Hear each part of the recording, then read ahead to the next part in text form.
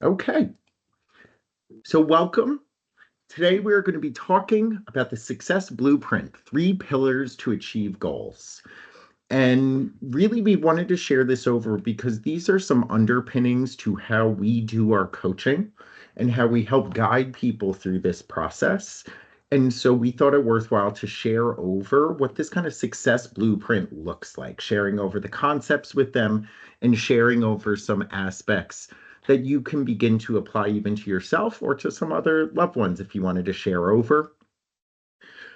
Further, as we get towards a little bit later on, I'd love to hear some goals or problems that either anyone in the audience may be struggling with. That way we can use that as some case studies and we can actually talk through these things. So I do encourage that if there's anything you want me to talk through, throw it into the chat and I'll get to it.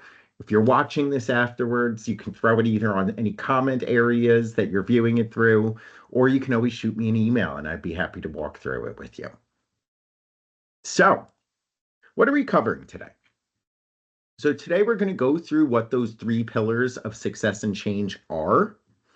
We're going to talk about how they influence and interact with one another, where they overlap and where they feed into one another.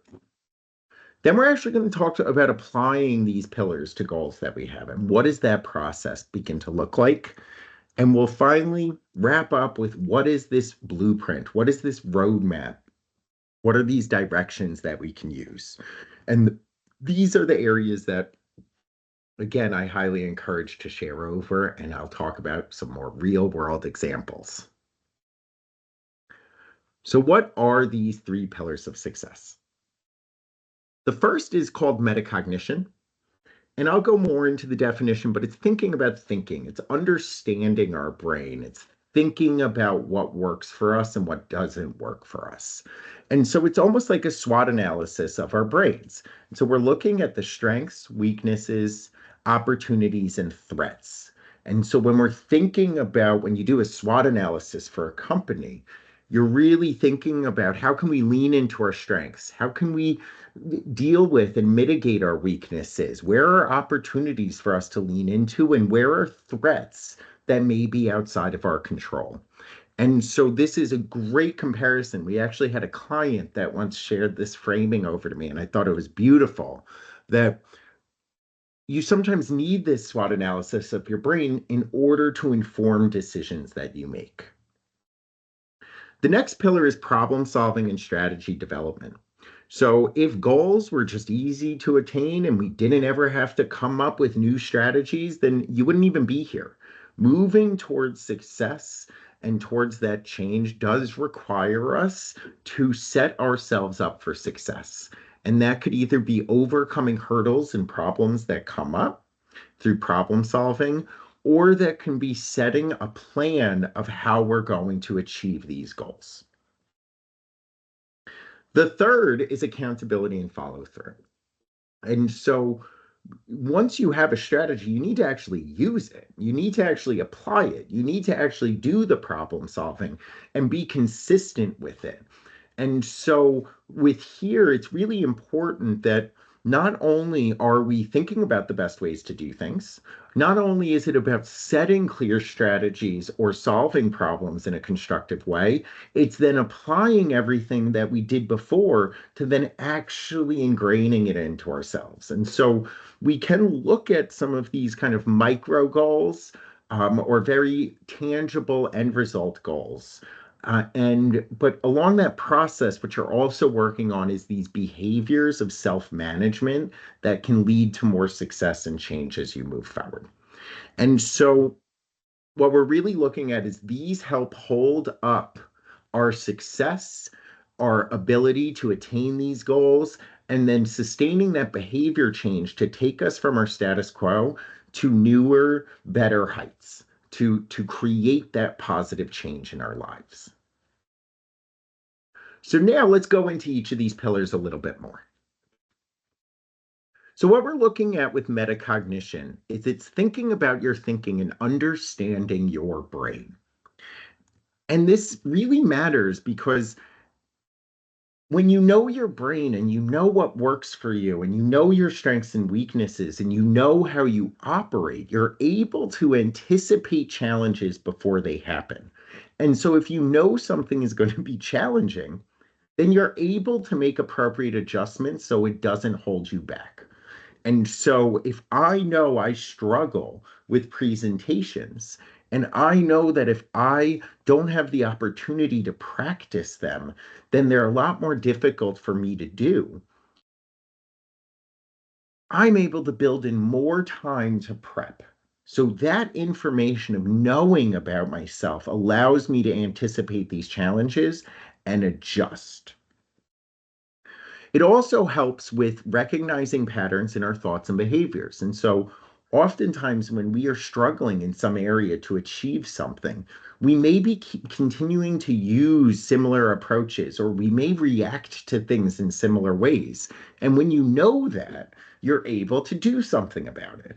And so, for example, if you are a student and you know that when you are cramming to study for an exam that you get more anxious and then it's really hard to study, then you're able to use that information to inform future areas, those other pillars. And so this really helps you with that informing of the strategy development. And so a key strategy here in very high level is metacognition does not just happen. You don't just have it or you don't. People who develop their metacognition are setting aside time to reflect on how their brain works, to think about what's working for myself and what's not. And so that ability to stop and see the value in building up your metacognition to help with everything else is the core key strategy. Now, you can use different methods of reflecting. So you can journal, you can just set aside 15 minutes to think about things. You can reflect on previous experiences and ask yourself questions of what did I do last time? All of these practices of just setting aside time to think about your thinking, thinking about prior experiences, thinking a little bit into the future, what may this look like if I try this? Those practices, you're just practicing and flexing the skill. So just like flexibility, and I use this example all the time in different contexts, but if you want to become great at yoga, it's not just something that you just go in and out of nowhere you read certain secret tips. It's something that you practice over time, and the more and more you're using and tapping into this form of thinking, the easier it becomes and the more ingrained in your memory it becomes. Now, problem solving and strategy development. So, with this, it's really about creating actionable steps and strategies to move forward towards a goal. And these are things that are not just abstract. These are when you're really doing problem solving and strategy development, they're specific. I'm going to do this. So it's similar to SMART goals, the concept of goal setting and being specific and measurable. But the more specific a strategy or approach to solving a problem is, the more likely you are to actually use it. And so good problem solving and strategy development isn't just winging it. It's thinking in advance of how is the best way for me to navigate this problem or to navigate towards this goal. So, why does this matter? It creates an intentionality. So often we can operate ourselves in our day to day very much on autopilot. We're just doing things without thinking a lot about it. And that is almost like you're playing I guess I'll use the example in the picture I'm going to share. But if you were bowling and I put a blindfold over you and you just kept throwing the ball without any idea, any strategy behind it. That's how we operate a lot, moving towards goals. And it's totally up to chance. If it works, it works. I don't know. There's no intentionality behind why you're approaching something. So when you really structure your problem solving and strategy development, you're really able to begin saying, I want to do this because I think it will help here and I think it will lead to this outcome. It also allows us to measure more success. So when you have intention behind your strategy, you're able to then say, was there the expected outcome? So for any science nerds, it's almost like hypothesis testing. I am using this strategy or this approach to solve this problem or achieve this goal, and I expect the outcome to be this. Now, when you use that strategy, if that's not the outcome that you received, now we can begin to critically analyze that strategy. Why didn't it work? Why did it work? And so it really starts forming this framework as well to help you address problems through our own actions. And what we'll see is when there's a lot of focus on things out of our control, it tends to be a sign that there's a lack of some of these problem solving and strategy development skills. Because what you're doing is you're saying, I can't achieve my goal because of things out of my control. Versus when you really set it up in a framework of thinking about, I'm not achieving my goal. What can I change? What strategies can I use? How can I problem solve to move there? It takes that onus back onto us in how we can achieve our goals, as opposed to outsourcing that of me achieving my goals is based on other people. So key strategies here, you can check out a previous webinar we've done on problem solving. We have a problem solving framework we use called RISE, which is recognize problems, identify strategies, strategy implementation, and evaluate effectiveness. And so this is a key strategy because you're framing the process of making sure that we're identifying a core problem or some obstacle to achieving our goals. We're building in a step of identifying strategies where we're brainstorming multiple ways to get to the outcome that we want. We're building in this time to actually implement that strategy. And then also, very importantly, you're building in time to evaluate, did that work or not? And so that is our framework to guide through this, to keep this in a structured way that we can make adaptations as necessary and identify things that are actually working for us. And so another one and another framework to use is this kind of if-then framework, or you can think of it as an input-output framework. And so strategy here is, if I do this, it will lead to this, or I think it will lead to this outcome. And this again is really helping us frame, are we setting up strategies to lead to outcomes that we want? So rather than just making it, let me try this and see if it works. Well, how do we know if it works? What does that look like? What are we expecting the outcome to be? Why would we use a strategy if we don't think it's going to work? But too often, when we don't have a strong framework here, what ends up happening is, oh, let me just try it and I'll see. And then it can be a lot of trying things with no real measure on if it's working or not. And so I shared over that bowling example of really even if you know how you bowl best as a comparison over to metacognition, even if you know how your brain works, you know what to do and what not to do, if you're not actually applying that information in some context. So if you throw a bowling ball and you keep getting a gutter ball and it's going towards the left, you want to reflect on, oh, the way I'm throwing it, my strategy is not working. So let me take 2 steps to the right to try and correct for it. But that requires identifying what your current strategy is, how my positioning when I'm throwing the bowling ball, and then being able to say that's not working, so I need to make an adjustment. Now, we also have this accountability and follow through. And so this is ensuring consistent action and sustaining the effort over time. So I always compare this piece over to this understanding that, oh, 1 second. Brian, I see your request in here. I'll save turning on the mic towards the end of the presentation. Okay. So I'll get back to you on that part. If you have a question now, you can type it into the chat, but I will open up the mic later on. So with accountability and follow through, what this is really focusing on is you may have a great strategy, but if you're not actually applying it, then it doesn't really matter. And so what's really important here is without the follow through, even the best strategies will fail.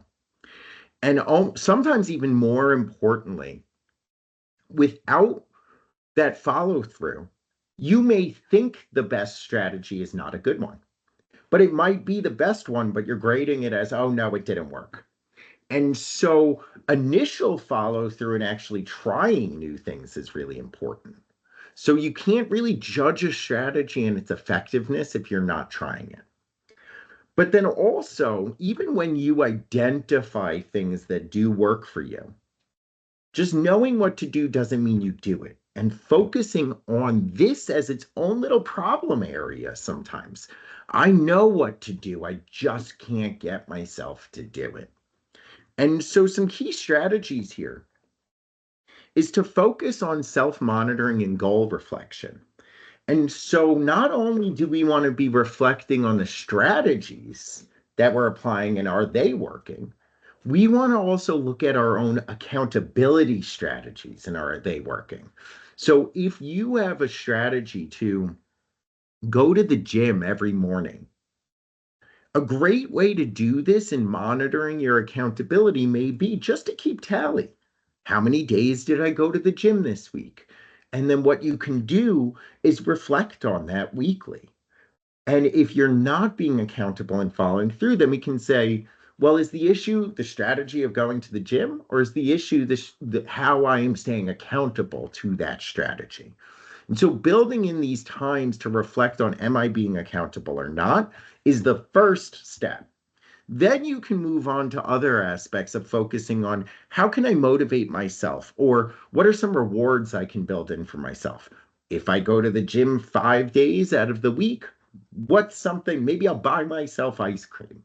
Some way where we're pairing that up to motivate the accountability. There's also concepts about habit pairing. And so some of these habit pairing aspects are you take one thing that you don't like doing and you match it up with something that you do like doing. So even just like a minor success, minor goal of, I want to do the dishes more frequently. I want to make sure I'm folding my clothes. You can pair those behaviors up with something that is more desirable. In my case, listening to a podcast. And so I earn it's almost like a reward system as well, but you're just pairing together certain habits. Then you can also have accountability partners. And this can be as simple as just telling someone else what you're trying to do, telling someone else or sharing with someone else what you're trying to accomplish. That builds in some accountability. Or you can find someone that's also trying to stay accountable to certain change and follow through on things. And you guys can support each other through this as well. Now, in a lot of these areas, I'm sure there's these rumblings. If anyone has either received coaching, working with us currently, this is all the work we're doing. We are acting as the accountability partner. We are helping with the problem solving and the strategy development, and we're helping with that reflection on metacognition. And so this is almost like the secret of how the sausage is made, understanding that these are these components. And part of the reason why I shared that over is not to necessarily promote the coaching aspect. It's to share over that this isn't easy. Just because I'm simplifying this down into 3 main components does not mean it's easy to navigate. So, and then a lot of this is about that self-reflection and looking in the mirror and thinking through this process on, am I being accountable to myself? So, how are they starting to influence one another? So with metacognition, you understand your thinking to break these unproductive patterns. What's working, what's not working for me, my brain, because all of our brains are different. And so you use this to inform strategies and identify problems proactively. So the metacognition is informing the problem solving and strategy development. And so with this, in problem solving and strategy development, your plan is create a clear actionable steps and strategies. You're identifying successful and unsuccessful strategies and approaches, and you're adapting those strategies when they're working or not working. So when they're working, we want to lean more into it. When they're not working, we want to adapt them. So that all is informed by metacognition. So a big sign here is a lot of the times when people initially call us, they'll say, oh, I've tried all the tips that I could find online. That's one sign to us that they may be struggling with metacognition, because it's not just about tips that work for other people. It's how do we adapt these tips to work for me?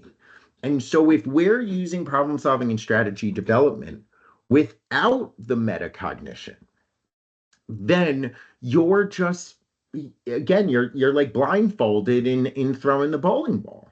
You're not really basing those strategies off of you. And so this happens so much in schooling where students are like, oh, I tried studying with my friends and they keep passing and I don't. Why is that happening? Well, because you may be using the study strategy that works best for your friend, not for you. And so understanding that that is how metacognition is really fueling this second pillar and informing this second pillar. Now, when you move on to the accountability and follow through, building the routines and systems to sustain success and identify when things are not working, when you are developing strategies or you're solving problems, that part of that equation is not just, oh, here's the strategy. It's now, how do I make sure I use the strategy? So when you are developing these strategies, it's important to be building in as part of your strategy an accountability check. And how do I know if I'm following through? So this is going to help inform how we're going to be accountable, how we're going to follow through. So if you have a project that is due in 2 weeks, well, maybe a week in, we need to make sure and see, is this working? Am I following through with everything? Or do I need to make some adjustments to how I'm staying accountable to my strategies? Now, what we're going to explore on some of the other slides is that it's not just this one directional piece as well. Problem solving and strategy development, when you reflect on what's working and what's not working, that is building your metacognition. That's fueling that as well. So this worked for me, this didn't work for me. And so that is where those two are interacting. But we also have the accountability and follow through informing the problem solving and strategy development. So yes, we want you to maybe work on some accountability and follow through strategies to make sure you're using the problem solving and strategy development piece. But if you keep trying and it's not working, then we need to go back to the drawing board and see, maybe we need to come up with a different strategy and a different approach to this. And then we'll also see that accountability and follow through do inform metacognition as well. So, how are these pillars working together? It's not a linear process. I wish it was, but each of these are informing one another and helping build up and support one another. The more metacognition you have, the better the problem solving and strategy development is going to go, because you're able to inform those strategies. The better you are at problem solving and setting up these strategies, the easier the accountability and follow through is going to be. And then the easier the accountability and follow through is of trying out these strategies and implementing them, the more data you're going to have for metacognition. And so these are all influencing each other, and it really is this iterative process. So they support each other to create a dynamic system for growth. This is ongoing. This is lifelong.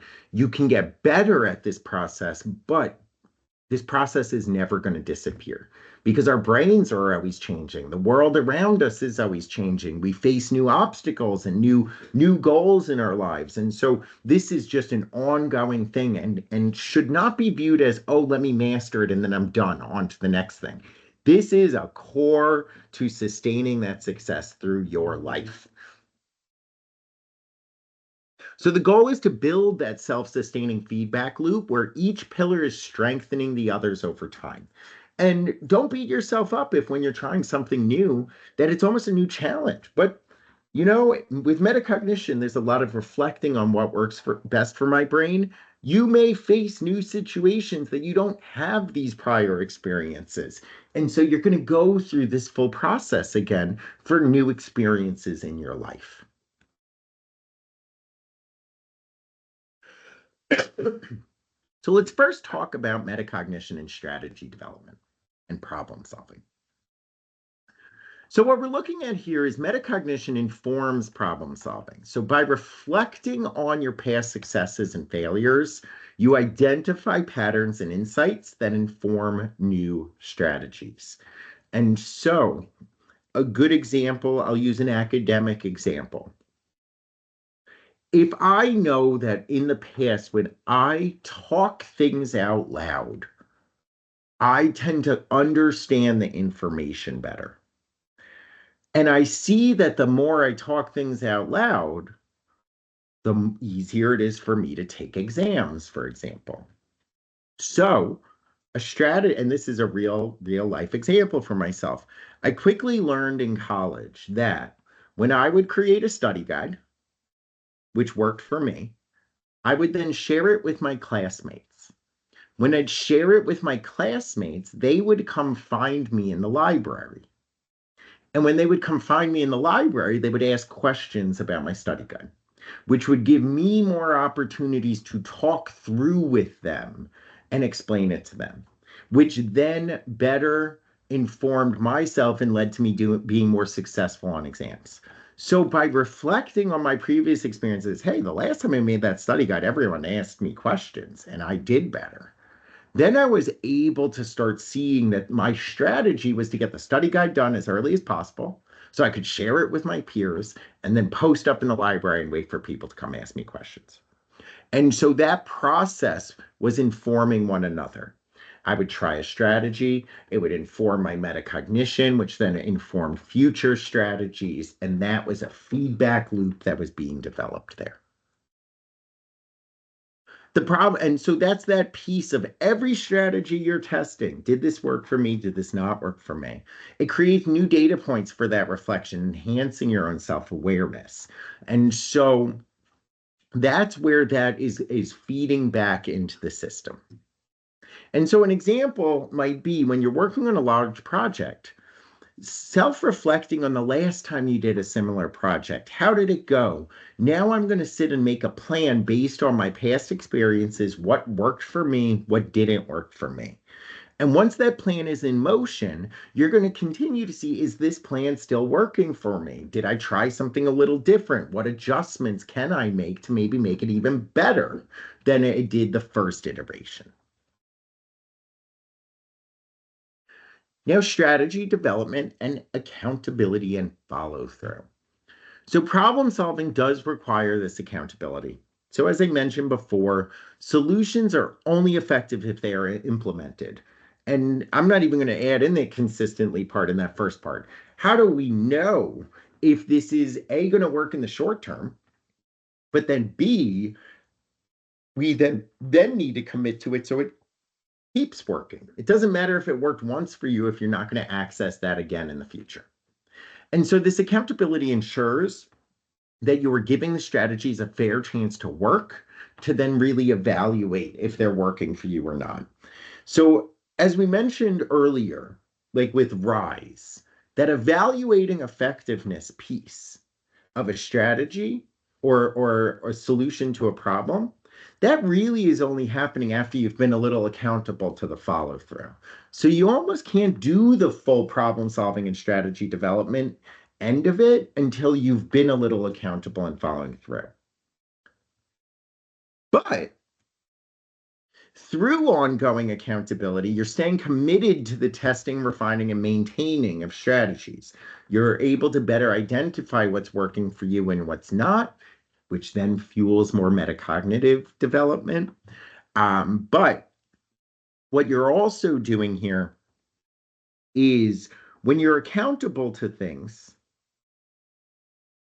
and you start seeing positive results from your strategies, that then actually goes back to fueling accountability because it becomes easier to be accountable when you see things are working. And so, as an example, when you're trying to establish a new habit, your problem solving may suggest, let's do 10 minutes a day. If I do too much, it's not going to work for me. And so that accountability can help you stick to that plan, ensuring you don't give up after a few days. And then what we can do is, oh my God, by doing 10 minutes of mindfulness a day, I'm seeing that I'm a lot less stressed and I conduct myself more professionally in meetings. And so now when I am making up excuses in my head the next day as to why I can't make 10 minutes, I'm going to have a little voice in the back of my head that says, but you're better in meetings when you do your 10 minutes of mindfulness. And that's how those can fuel each other. When you are evaluating those strategies as being effective, it becomes easier to be accountable because you're seeing the benefits from it. But you can only see the benefits from strategies if you're accountable to them. So another little positive feedback loop developing there. Now, metacognition and accountability and follow through. So as I said, consistent follow through on these tasks is providing more and more data points to reflect on what works for me, what doesn't work for me. And so tracking those successes and failures helps you recognize these patterns and adjust accordingly. So the more opportunities you have when you actually follow through on things, the more data you can use to prove yourself to then use also in problem solving, the best way to go about things, and the types of strategies to avoid that don't work for you. So metacognition drives that accountability. So the reflection on your personal thinking helps you identify what's working in terms of being accountable. So selecting these effective accountability partners or tools, or how you plan your day using time management and planning.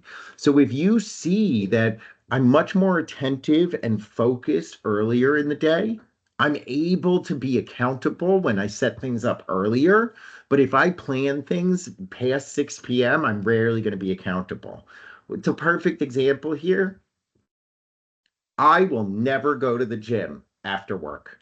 I just won't. I know if I try to set that up for myself, it's not going to happen. I'm going to come up with 20,000 excuses. My brain just does not work to go and move myself to go to the gym.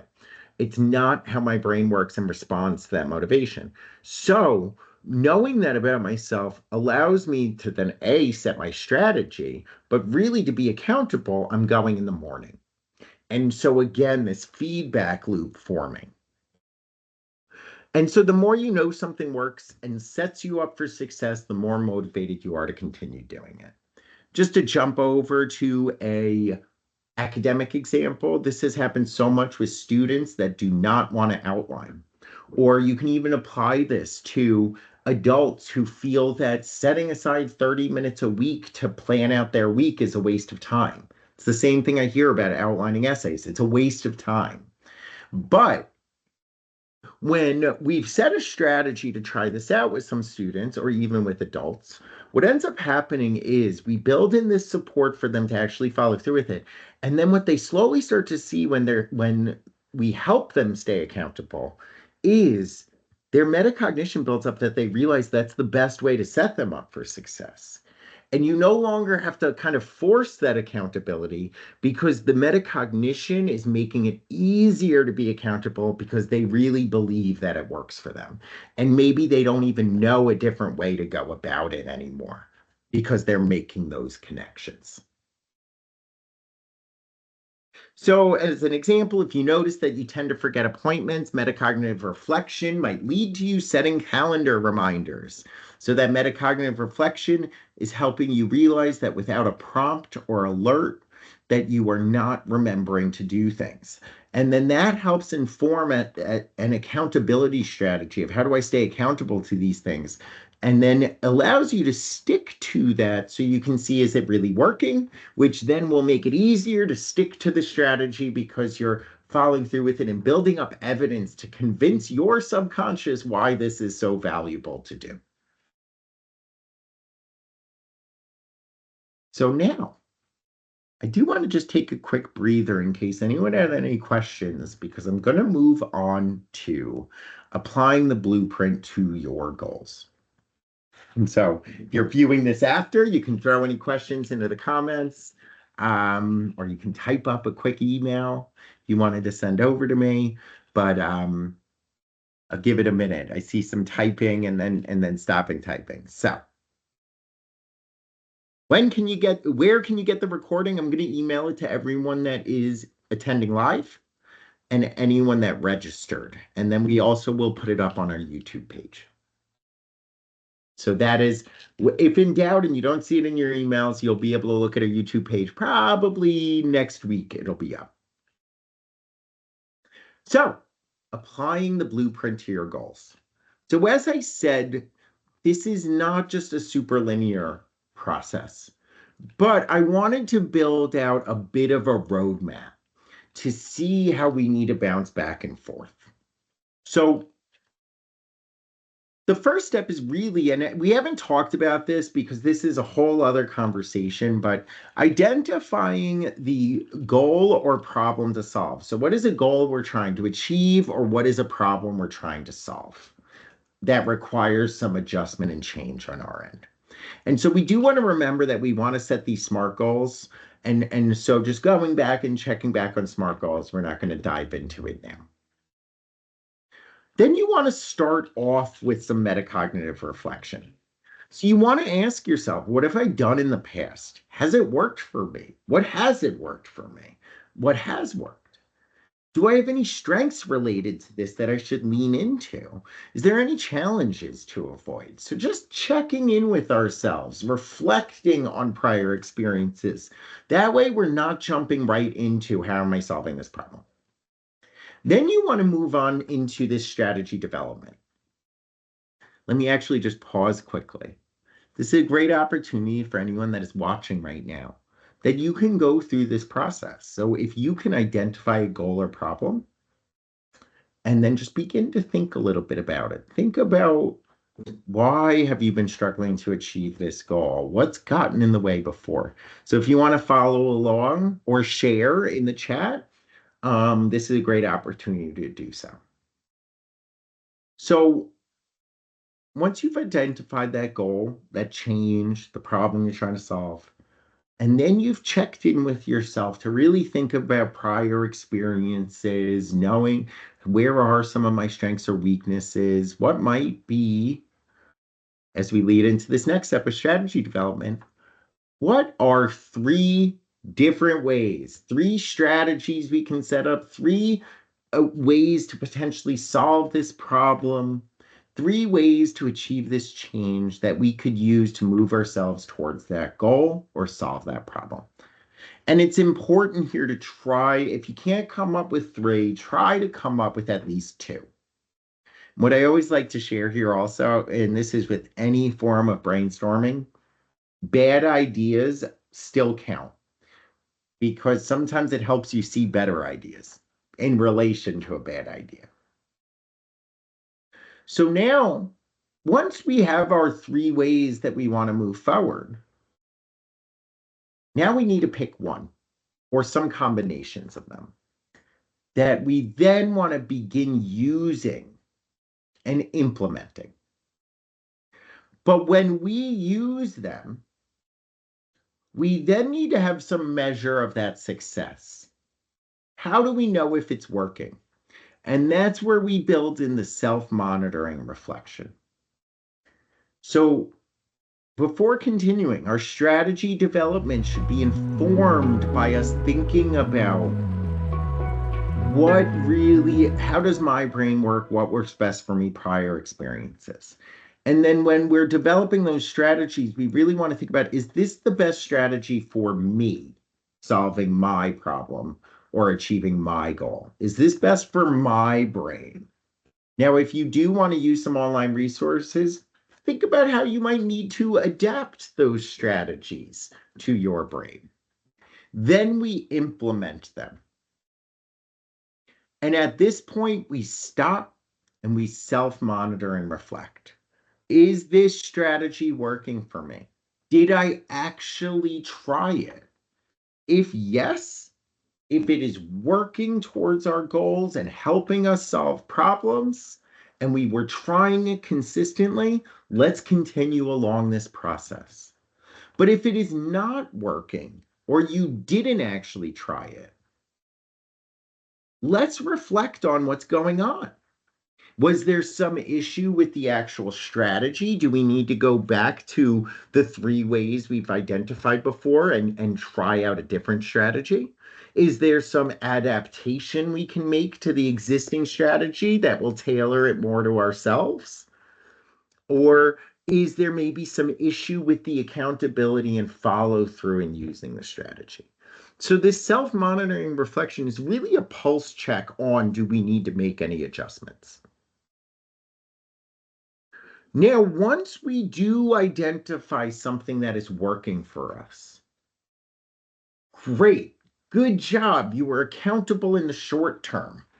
But how do we prevent ourselves from getting in our own ways to adopt this strategy in the long term?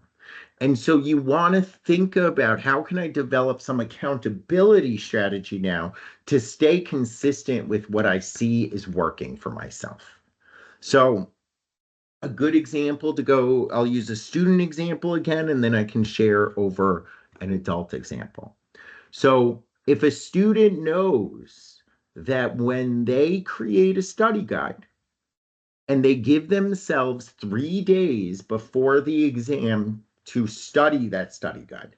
So I need to create my study guide with at least 3 days before actually taking the exam. So then I can do 3 days of taking practice exams. What would be an accountability strategy there? I need to know when all of my other exams are, and I need to now map out how I am going to make sure that I get my study guide done with at least 3 days. So this is informing an actual planning strategy in the future. Again, these are all overlapping in different areas. Then you want to build in, after you've built that accountability strategy, you do want to build in just an accountability reflection. Just to continue with that example of the exams, when another exam comes up, did I actually stick with it? Did my systems of staying accountable work for me? And if yes, you also want to ask yourself, is the strategy still working? We do want to continue to evaluate to make sure it's still working. And if the strategy is no longer working, how can we adjust either the strategy or the accountability strategy? Now, I said we may have an adult example as well. So you can go with the gym example I shared. You can go with also an example of setting aside 30 minutes to plan out my week. And so if you developed an accountability strategy of, I'm going to build into my calendar 30 minutes each week, and I'm going to reflect at the end of the week, did I feel in control of my schedule, and did I feel like I planned it out? And just grade yourself. That could be your accountability strategy, is building in a reflection weekly on if it's working or not. So just kind of another way of looking at this, we have goal setting, using some of our metacognition, strategy development, strategy implementation, reflection on that, making any necessary adjustments that you need to make, reflecting on that, committing to strategies that are working, and then that accountability reflection on, how am I staying accountable, and do I have an accountability strategy in place? So I'd love if anyone in the audience has any specific goals or problems that they want to work through. This would be an opportunity to throw things in and actually get like a case study with it. But what I will share is here is an example. So I'm setting a goal if I want to organize and plan out my weeks, have more control over my life. The problem is I'm missing a lot of things. I'm always doing things at the last minute. I got a workplace performance review that this is leading to just an issue and I'm on the chopping block. And so I need to correct this. So with metacognition, I always jump into work on Mondays. Just for some reason, when I get at my desk, I'm just always jumping right into things. And then I end up missing tasks and follow-ups because I'm just reacting. I'm jumping right in. But when the few times I've made plans in the past, when I've planned out my week, when I've used my calendar and scheduled things out, I feel just much more in control. I'm less anxious. I perform better and I just feel better about myself. So now I'm sitting down, I have this problem. Well, with that metacognition, I'm going to say to myself, maybe I will set aside time in my calendar for Monday. It's the first thing I'm going to do, 9 to 9:30. And I'm going to create a template for myself. What does planning my week look like? So these are the things I have to do to plan out my work for the week. So then I set aside time. I want to implement this strategy. I set aside time, but I got distracted by all of my emails and I did not use the time as intended. I sat down, I fell into the same trap. I just saw my emails, I got anxious that I'm missing things, and then I just started jumping in doing emails, and before I knew it, it was Friday afternoon, and I never got to planning. So I reflect on that. I ended up not using the time. There were other factors that distracted me, and they felt more important in the moment. Even though I know it's helpful in the long run if I set aside that time, in the moment, I just could not do it. So then I make an adjustment. I'm going to try and set aside 30 minutes on Saturday. That way I can separate a bit from work. I'm not going to feel so compelled to answer emails and jump right in. There's not going to be messages waiting for people. No one's expecting a response from me. And then hopefully I'll still be able to get to that 30 minutes. And I don't care if it's over the weekend. It's going to help me. So I don't mind giving up those 30 minutes. So then I reflect after I implement that adjustment. I was able to use the Saturday time slot and it made my work much more smooth. Amazing. That's great. So now I commit. I will block off 30 minutes on Saturday until I'm able to more effectively separate myself and block off on Mondays. I don't want to commit to Saturdays forever, but for now it's working. And so I'm going to ensure I set up the reminders in my calendar so I remember to do it. Now, actually, I have a little bit of a typo here. So that last word is supposed to be Saturdays under commitment. But then we move forward to the accountability reflection. After a couple of weeks, I've slipped up. I'm not using those Saturdays as intended. Sometimes I have family plans. I'm not able to always control it. I can't commit to Saturdays all the time. So why don't I move it over to Sundays, maybe at 6 p.m.? I know I'm home. I don't do things on Sundays. I like to rest up before the work week. And so let me adjust there and see if that will work. Now, all of that process is informing one another. You're building up metacognition, you're building up accountability, and you're building up those problem solving and strategy development tools. Now, just some signs of cracks in the pillars. So with metacognition, if you're feeling stuck in repetitive thought patterns, that might be a weakness in the metacognitive pillar. You might be struggling to recognize mistakes or blind spots. You keep making the same mistakes over and over, and you're not really realizing that you're making those mistakes. And so you're not building in this metacognition time to really reflect on this stuff. You may have a lack of awareness around personal triggers or challenges. You might not be connecting that when something happens, it makes me really anxious or it makes me very angry. And so by not pausing, when you don't make those connections, it's often a sign that you're not building up that metacognition and understanding how your brain works best. You could have difficulty shifting perspectives or approaches. It could be not just shifting like what your current ones are, but it could also be adapting approaches. And so this is where you can get a lot of black and white thinking. That didn't work for me, so let's throw the entire thing out. well, are there any adjustments we can make just to tailor it a little bit more to ourselves? And so that leads into this last one. If you're just using strategies blindly without tailoring it to your style, that could be a sign of some metacognition challenges.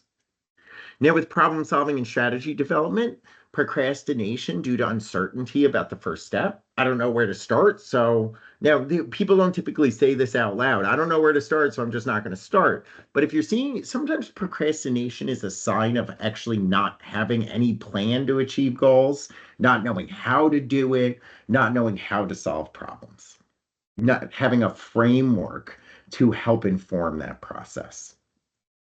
You could also be struggling with some difficulty in breaking down large goals into smaller actions. This is a concept called STAG, short-term achievable goals. So being able to break your long-term goals down into smaller and smaller components that are more actionable. Feeling overwhelmed by the complexity of a goal. How do I even make a strategy? It's so big. Here's a big sign.